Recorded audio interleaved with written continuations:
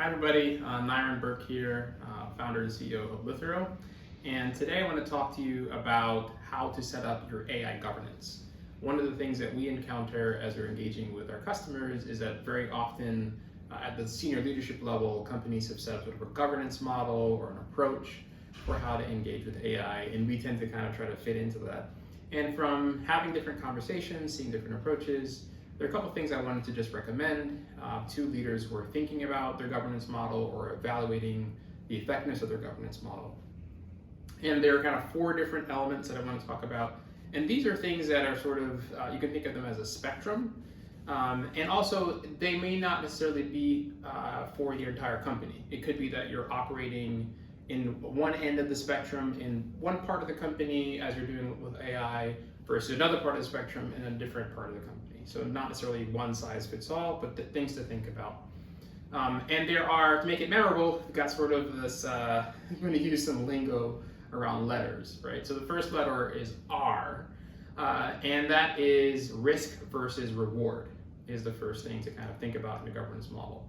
One of the things that we see depending on the situation is some companies are more risk averse when they're dealing with AI versus other companies are more reward oriented.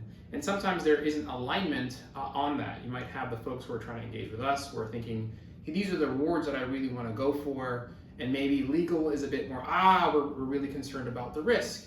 And there isn't alignment at the leadership level around, from a governance standpoint, what's our philosophy in this sort of risk versus reward spectrum of how we engage.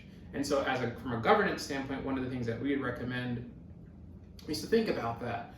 What is your tolerance for risk? Are you looking to go really, really fast and try to transform your organization or your process? And that's really sort of a reward orientation, or you want to be a bit more conservative. You kind of want to see where others are going to go first. You're not looking for a big impact. You just kind of want to, take it more slow. Either one is fine, but just realizing there's a tension between risk versus reward as you're setting up your governance model is something to think about. And again, it doesn't have to be one size fits all in terms of all your engagements. You can be more reward oriented in one and more risk oriented in another, maybe depending on the risk profile of that particular business process or team.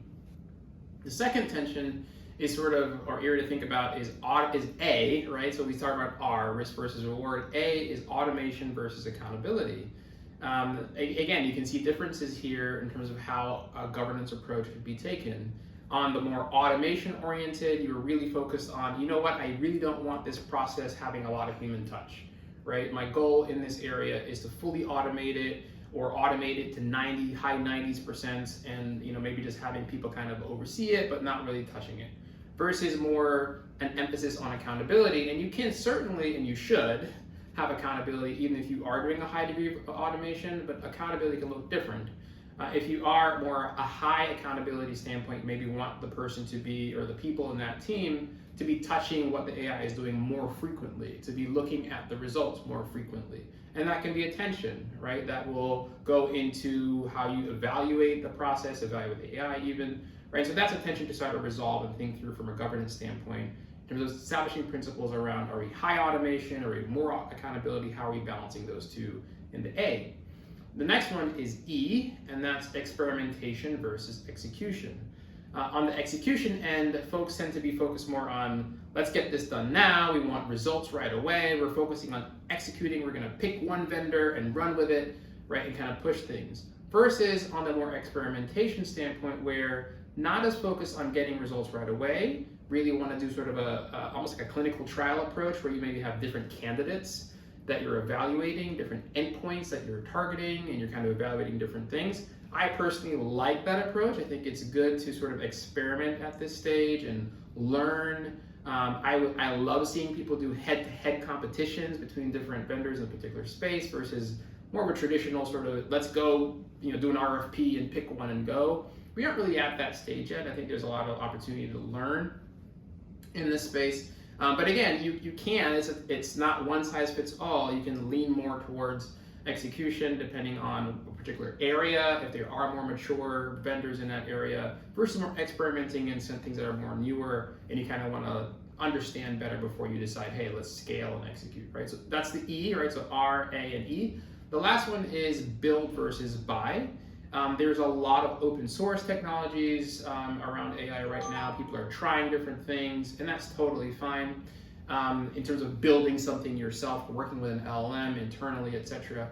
And then there's also opportunities to, clearly in our case, to buy, right? To say, hey, Lithero can launch in 3 business days. Let's go do that versus trying to go spend months building our own thing, right? And again, this doesn't have to be a one size fits all. It's just something to think about as you're doing governance. Again, so to recap, risk versus reward, that's an R element of your governance strategy. Automation versus accountability, the A element of your governance strategy. Experimentation versus execution, the E element of your governance strategy. And finally, build versus buy, the B element of your governance strategy. So however you do it, we just want to make sure that people have thought about these things. Very often that's the key missing element. It's just realizing, hey, let's establish a strategy around these things so we can communicate clearly with our vendors, communicate internally, and with our team. At the end of the day, we want our customers to succeed. We want to partner with you to succeed. So thank you for listening. And if you want to learn more, check us out, www.lithero.com.